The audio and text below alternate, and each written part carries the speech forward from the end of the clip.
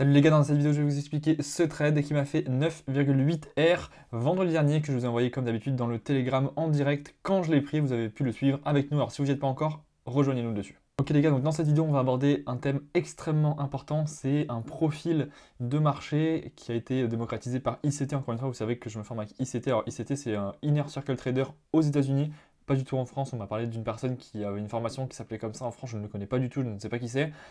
On va parler du market profile, du search and destroy. Donc en gros, search and destroy, comme son nom l'indique, chercher et détruire, entre guillemets. C'est donc aller chercher les stops pour accumuler des positions. Ça va servir aux institutions à accumuler des positions, à rentrer massivement en position pour ensuite faire partir le marché dans un sens ou dans l'autre. Il faut faire très attention dans cette phase de marché, il faut apprendre à la reconnaître pour soit éviter de trader si on ne la connaît pas, ou alors justement pouvoir l'utiliser pour pouvoir entrer dans des trades parce qu'on sait ce que le marché va faire. Alors je vais vous expliquer comme d'habitude la théorie. Dans un marché habituel, voilà ce qu'on va avoir. Dans un marché habituel, on va avoir une trend, voilà, on va avoir une trend bearish le marché va chuter au fur et à mesure, il va reprendre un peu de liquidité et il va créer de la liquidité dans le sens où il veut aller, puis il va continuer de chuter, etc. Bon, ça, quand il se passe ça, vous connaissez, c'est un marché normal, c'est des institutions qui distribuent leurs ordres et qui distribuent leurs ordres et qui prennent leur profit. Généralement, avant une chute comme ça, on a dû voir quelque chose comme ça. Donc voilà en général ce que vous allez voir avant une trend bearish, ça va être normalement une accumulation comme ça où les institutions vont accumuler beaucoup d'ordres. Alors eux vont accumuler beaucoup d'ordres de vente et ils vont fournir beaucoup d'ordres d'achat. C'est pour ça qu'en général vous allez avoir par exemple une hausse pour créer un peu de FOMO, pour montrer aux gens qu'on est bullish. Comme ça les gens vont rentrer massivement en achat. Les institutions peuvent rentrer massivement en vente en fournissant ces achats. Donc elles créent les ordres afin de pouvoir rentrer sur le marché dans le sens qu'elles veulent et dans le vrai sens. Donc en fait cette hausse et cette accumulation ça va être de la manipulation pour ensuite pouvoir aller faire le vrai mouvement. Donc ici elles vont rentrer massivement en vente sur les gens qui rentrent en achat et ensuite vous allez avoir votre trend bearish tout simplement parce que elles vont clôturer leur position de vente au fur et à mesure et donc elles vont créer, on va avoir une trend bearish pour que les gens rentrent en vente. Et donc si les gens rentrent en vente, il faut une personne qui achète. Et la personne qui achète, c'est qui? Ce sont les institutions qui closent leur position. Donc les institutions closent leur position de vente en achat. Et vu que les gens sont en train de vendre, ils ont besoin de personnes qui achètent, donc les institutions. Donc c'est parfait pour les institutions parce que les ventes qu'ils ont pris ici, qui sont en train de clôturer ici, les gens, vu que c'est bearish, ils sont en train de faire exactement ce que les institutions veulent pour qu'elles puissent clôturer leur position. Bon, ça c'est ok, on l'a déjà vu dans plusieurs vidéos. Si vous ne comprenez pas exactement ce dont je parle, allez voir mes anciennes vidéos où je vais beaucoup plus en détail là-dessus sur comment fonctionnent les institutions et pourquoi les marchés vont dans un sens ou dans l'autre. Donc ça c'est un marché habituel. Ok, on va avoir un trend bearish, ça crée des liquidités, on a eu une accumulation avant, ça c'est de la distribution. Bon, ça on l'a déjà vu, on sait à peu près comment le trader, on sait comment ça marche. Mais en général, moi je sais qu'au début, je me faisais énormément avoir par cette partie-là. J'avais tendance à rentrer soit en achat, soit en vente dans cette partie-là parce que je ne savais pas ce qui se passait à ce moment-là. Et c'est ici que je prenais la majorité de mes stop-loss. Alors que sur le trade que j'ai pris ici, vous voyez, on est dans une accumulation, dans un search and destroy plus précisément. Et vous voyez que j'ai pris un 10R à l'intérieur pourtant et je suis sorti parfaitement. Alors en fait, je ne suis même pas sorti là, je suis sorti encore plus parfaitement. Bon, je ne sais plus exactement, vous irez voir sur le Telegram, je l'ai envoyé. Et du coup, voilà généralement ce qu'on va voir lors d'un market profile en Search and Destroy. En fait, ce qu'on va voir, c'est une accumulation, c'est un moment où le marché ne bouge pas, en réalité, il reste dans un range et il va juste aller chercher tous les stop-loss et déclencher tous les ordres limites.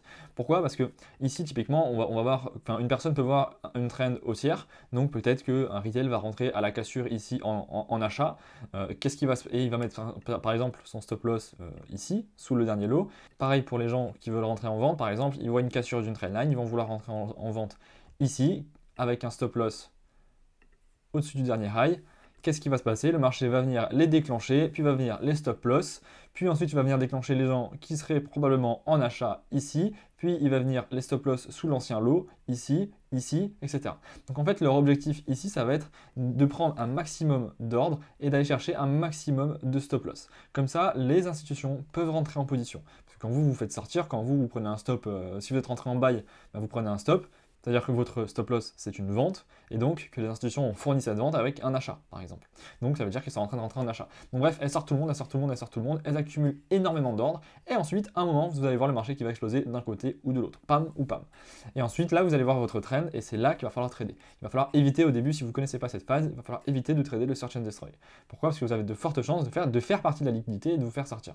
Maintenant, je vous propose de mettre pause sur la vidéo actuellement et de regarder ce que vous voyez sur ce schéma-là de Search and Destroy. Ok, je sais que quasiment personne ne l'aura fait, mais félicitations aux personnes qui l'auront fait et qui ont vu à peu près ce qui se passe. Alors c'est à peu près ce que je vous ai montré en réalité. Et ce que vous devez voir, c'est également le 50% de ce range-là. Donc si je descends et que je vous montre le graphique comme ça, voilà. Cette chaîne n'est volontairement pas monétisée. La seule et unique chose que je te demande en échange est de m'aider à faire connaître cette communauté à plus de traders pour mettre fin à des années de galère pour la majorité d'entre eux. Les aider à être plus libres, gagner plus d'argent et offrir une vie rêvée à leur famille. Le seul moyen d'y arriver est de cliquer sur le bouton s'abonner pour faire comprendre à l'algorithme que ces vidéos te plaisent et qu'elles pourraient aider d'autres personnes comme toi. Cette simple action signifie beaucoup pour moi et surtout pourrait changer la vie d'autres personnes qui ne nous connaissent pas encore. Tu es à un clic d'aider des milliers de personnes, alors clique sur le bouton s'abonner. En fait, voilà ce qui se passe. Il se passe que les institutions build des ordres, c'est exactement ce que je viens de vous dire, et reviennent toujours aux 50%. Ici, c'est un Fibonacci, vous voyez, on revient toujours aux 50%. Et d'ailleurs, en général, ce qui va se passer, c'est que l'open de la journée va, le close de la journée sera au niveau de l'open de la journée. Je sais pas, en général, ça va être au milieu de la semaine, un mardi, un mercredi, on vient de faire le low de la semaine, on fait un search and destroy avant de rechuter, avant de remonter. Ou alors, on vient de faire le high de la semaine, on fait un search and destroy, on accumule énormément d'ordres avant de rechuter.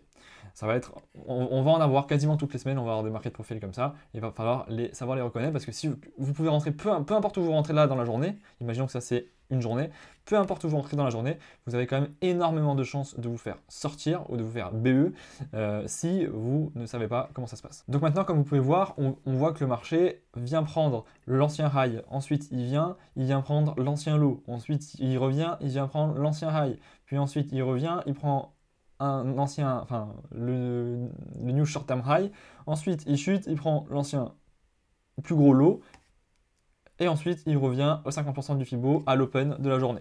Autrement dit, le marché n'a absolument rien fait dans la journée, les banques ont fait leur cash, les banques ont accumulé des ordres, les banques ont de grosses positions en cours, mais vous n'avez absolument rien fait si vous tradez par exemple, je sais pas, en M15 ou en H1, le marché n'a pas bougé, vous vous êtes probablement fait sortir. Maintenant, il faut savoir que ce market profile, vous allez le retrouver dans tous les time frames. Encore une fois, le marché fractal, vous allez le retrouver en D1, vous allez le retrouver en weekly, vous allez le retrouver en monthly, vous pouvez avoir une année complète qui se passe comme ça, et vous allez le retrouver également en M1, en M5, en M15, en 5 secondes, en 10. En général, vous allez le voir avant un gros mouvement ou après un gros mouvement. Pourquoi? Parce que avant un gros mouvement, parce qu'ils vont accumuler les ordres pour pouvoir ensuite prendre leur profit sur une distribution, ou après un gros mouvement, parce qu'ils ont terminé leur distribution, il va falloir encore une fois réaccumuler pour recommencer le cycle que je viens de vous dire. C'est vraiment la méthode parfaite pour les institutions pour piéger les traders comme nous. Du coup, maintenant que vous savez à quoi va ressembler un Search and Destroy et quel est l'objectif d'un Search and Destroy, comment est-ce que vous pouvez en tirer profit et comment est-ce que vous pouvez le trader pour faire des TP. C'est exactement le trade que j'ai pris vendredi dernier et je vais vous expliquer pourquoi. Une fois que vous avez identifié que vous êtes dans ce market profile, que vous êtes dans un Search and Destroy, que vous voyez que vous avez pris par exemple une fois la liquidité, que vous êtes une fois la liquidité ici, que vous revenez à l'open, que vous prenez une autre liquidité, que vous revenez encore à l'open, bon, il y a de fortes chances qu'on vienne encore reprendre une liquidité et qu'on revienne à l'open, qu'on prenne une liquidité, qu'on revienne à l'open, etc., etc., etc. Donc en fait, comment trader ce marché-là? Vous allez avoir deux solutions. La solution numéro 1, ça va être de trader le marché avec un retour vers l'open. Par exemple, j'en sais rien, ici comme ça, avec un retour sur l'open vers cette liquidité ici, par exemple. Ça va être la première solution parce que vous savez que vous êtes dans un Search and Destroy et donc que le marché va forcément revenir à l'open de la journée. La deuxième option, ça va être de trader après une prise de liquidité et de faire un turtle soup. Alors, je ne sais pas si vous connaissez, j'en parlerai peut-être dans une vidéo, mais de chercher un turtle soup après une prise de liquidité pour aller chercher une autre liquidité. Parce que c'est exactement ce que fait le marché. Il prend une liquidité ici, il va chercher l'autre ici, il va chercher l'autre ici, puis il va chercher l'autre ici. Donc, ce que vous allez faire, c'est que vous allez rentrer après une prise de liquidité. Alors, moi, j'utilise toujours le setup dont je vous parle dans les autres vidéos, allez les voir. Donc, on va attendre une prise de liquidité et ensuite, on va aller prendre le trade jusqu'à soit un imbalance, donc pour aller clôturer une inefficacité sur le marché, soit jusqu'à une prise de liquidité. Donc par exemple, ici, on sait qu'on est dans un Search and Destroy, on sait qu'on a déjà pris le high, on est revenu au milieu, on a repris le low, on est revenu au 50%, là on a pris le high, on peut rentrer par ici pour aller chercher la dernière liquidité à prendre, ou même, pas forcément si on n'arrive pas à rentrer ici, mais on peut rentrer au retest ici, alors peut-être qu'on se fera BE sur ce cas-là, voilà. avec cet objectif-là, etc. Mais ici, si vous êtes dans un search and destroy, il ne faut surtout pas chercher un achat après qu'on ait cassé. Encore une fois, les personnes qui ont tradé en boss PY vont dire ah ça y est, on a cassé, on est bullish, il faut acheter. Et non, on est dans un search and destroy. Donc le fait qu'ils aient cassé, ils ont juste déclenché les gens qui rentraient potentiellement en achat. Donc ça veut dire que les institutions ont fourni et sont rentrées en vente. Donc qu'est-ce qu'elles vont faire? Elles vont aller chercher à clôturer ces positions-là pour prendre du profit. Et comment elles vont clôturer ces positions-là pour prendre du profit? Eh bien, on va voilà chercher le lot, tout simplement, pour pouvoir clôturer leur position en vente ici, en achat ici, au sell stop. Encore une fois, je vais plus en détail dans les autres vidéos sur ce concept-là. Donc maintenant, une fois que vous savez ça, une fois que vous l'avez vu, vous savez à quoi ça ressemble un search and destroy et vous savez comment le trader, eh bien, il va falloir réussir à le voir sur le graphique. Et vous allez voir que si je vous montre ce graphique-là et que je vous reviens en M15 sur le graphique que je vous ai montré tout à l'heure, auquel vous ne l'aviez pas forcément vu, vous allez probablement le voir directement. Regardez, je vais remonter dessus comme ça, et là, regardez à quoi ressemblait le marché M15 de vendredi dernier. Vous voyez? On a la seule liquidité qu'on n'est pas venu prendre, c'est celle-ci, avec un equal high. Donc on reviendra probablement le prendre lundi ou mardi. D'ailleurs, c'est pour ça que juste avec ça, je sais que dans la semaine prochaine, on a de fortes chances de remonter ici pour venir prendre ces equal high. En plus, ici, on a un FTL plus imbalance.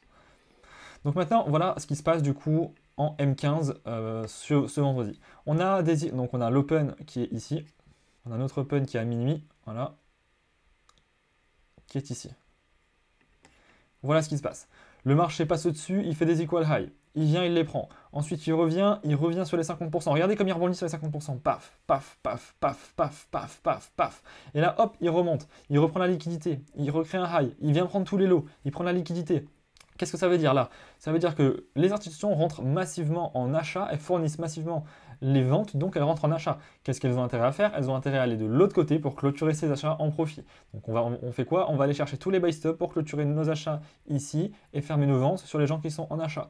Paf, on tape la liquidité. Ici, qu'est-ce qui se passe? On accumule. Donc là, je suis sûr que si on va là-dedans, par exemple, en M1, on va voir probablement un search and destroy. D'ailleurs, on le voit ici, paf, on a une mèche qui passe au-dessus, une mèche qui passe en dessous. On remonte, on revient là, on repasse en dessous, on revient là, on repasse au-dessus. Donc ici, on a un search and destroy en M1. Bref, en M15, on continue. Donc là, on crée un low, là, on crée un high. Qu'est-ce qu'on fait? Paf, on reprend le high. Qu'est-ce qu'on fait une fois qu'on a pris le high? On revient prendre le low. Ensuite, on revient ici. Alors là, on fait un equal high. On chute, on prend l'ancien low. On revient où? Au 50%. Tout le temps, tout le temps, tout le temps. Donc là, on avait un Search and Destroy Market Profile vendredi dernier. Vous voyez en plus comme ça réagit parfaitement ici dans le double imbalance. On pourrait même prendre comme ça, j'ai envie de dire. Regardez comme on vient pile dessus. Donc, je vais quand même le garder parce qu'il était intéressant celui-là pour peut-être la prochaine fois. Hop. Donc voilà, ça c'était au niveau de l'HTF, au niveau du M15. Maintenant, on va aller voir en M1 comment je suis rentré dans mon trade. Finalement, je ne vais pas aller en M1, je vais d'abord vous montrer le HTF. Donc là, on est en M15, vous voyez qu'on a un breaker block M15 ici. Donc je sais qu'on est dans un Search and Destroy, je sais qu'on a déjà pris la liquidité du haut, et donc on va probablement aller prendre la liquidité du bas, et donc j'ai tout intérêt à rentrer dans un sell. Exactement ce que je viens de vous dire. Ok, on a pris la liquidité du haut, ils sont rentrés, les institutions sont rentrées massivement en vente, donc elles ont tout intérêt à aller clôturer ces ventes sur d'autres, donc tout en bas, ici, sur des sell stop, parce que leurs ventes pour les clôturer ce sont des achats, donc il leur faut des ventes, donc on vient ici. Ok, tout intérêt à aller casser donc ce lot. Donc moi je vais chercher des ventes. Ensuite, ici j'ai un breaker block. J'ai un breaker block M15. Donc là, je vois que le marché, il vient une fois, il réagit dedans, il revient. Là, je me dis, bon, ok, est-ce que j'ai un sell ici? Qu'est-ce qui s'est passé ici? Dans quoi on revient? Si on va en M1, voilà dans quoi on revient. Donc on est dans le breaker block M15, et voilà dans quoi on revient. On revient dans un breaker block M1. Ici, vous voyez, on a un breaker block M1. Ici. Donc, j'attends la réaction. Ok, on a un imbalance. Ça revient. Je rentre dans l'FVG ici, donc ici plutôt. Je rentre dans l'FVG ici avec mon stop au-dessus et je vise l'imbalance H1, la mitigation de l'imbalance H1, donc le lot. Donc je vise le lot du Search and Destroy qui était ici, alors là je suis en H1, hein. Je vise le lot de ce Search and Destroy M15 et la mitigation de cette imbalance M15. Donc vous voyez, c'était ici, je crois, vous irez voir sur le Telegram, je vous l'ai mis, c'était une mitigation parfaite. Regardez comme on mitigue parfaitement, donc mon TP était ici, et ensuite on remonte. Donc c'est la ligne rouge, regardez si je vais en M1 à quel point c'est une mitigation parfaite. Voilà la mitigation parfaite, donc j'ai bien remis mon stop qui était au-dessus du high. Vous voyez qu'on est à 9,7, 9,8 de TP. C'est exactement ici que je suis sorti. Comme je vous l'ai envoyé ici sur le Telegram, vous voyez c'était 18 novembre à 9h05. Je voulais l'envoyer au début du trade, je vous ai envoyé le screenshot MT4, je vous ai envoyé la mise à jour quand le trade a commencé à chuter, je vous ai envoyé ensuite le TP ici, TP de 9,8 R au mitigation du FVG H1, et si je vous l'envoie ici c'est exactement le même, mitigation du FVG H1. Ce qui est intéressant à voir, c'est qu'ensuite, ici, une fois qu'on a pris l'eau, on est dans un Search and Destroy, donc qu'est-ce qui se passe? Il revient prendre le high ici. Donc à quoi on doit s'attendre? On doit s'attendre de nouveau au même mouvement, à une chute. Qu'est-ce qu'on a ici en M1? On a un breaker block, regardez, tac. Alors, on peut même mieux le mettre comme ça. Voilà, là on a notre breaker block M1 après avoir pris le high ici. Donc le marché va probablement revenir dans ce breaker block, puis chuter au moins à ce low ici. Donc qu'est-ce qui se passe? Regardez où le marché revient. Pile dans ce breaker block ici. Donc on aurait pu prendre un trade ici ou alors au retest ici. Et ensuite, est-ce qu'on vient prendre le low ou est-ce qu'on attend lundi à l'opening et on vient prendre le low, voilà, parfaitement. Donc c'était exactement, encore une fois, exactement le même trade dans le Search and Destroy. On vient ici, ils ont pris la liquidité, ils sont rentrés massivement en achat sur les ventes. Ils ont fini de clôturer ici, ils sont rentrés massivement en vente sur les achats. Ensuite ici, ils nous font un breaker block, on peut rentrer ici pour suivre les institutions. Et ils viennent clôturer les ventes qu'ils ont pris ici au sell stop qu'il y a ici. Voilà, c'est exactement ce schéma-là que je vous ai montré ici. C'est exactement ce schéma-là que je viens de vous expliquer. Vous voyez, on vient prendre le high, on a un breaker block, on rentre à la mythe au test ici et on vient clôturer sous le low. C'est exactement ce qui s'est passé et moi, mon trade aurait été plutôt ici du coup pour aller prendre le low plus le FVG qu'il y avait en dessous. Voilà, donc moi, mon trade aurait été celui-ci. Et ensuite, il y avait un autre trade. D'ailleurs, il y en a d'autres qui me l'ont envoyé sur le Instagram. Je sais qu'il y en a qui ont pris ces trades-là.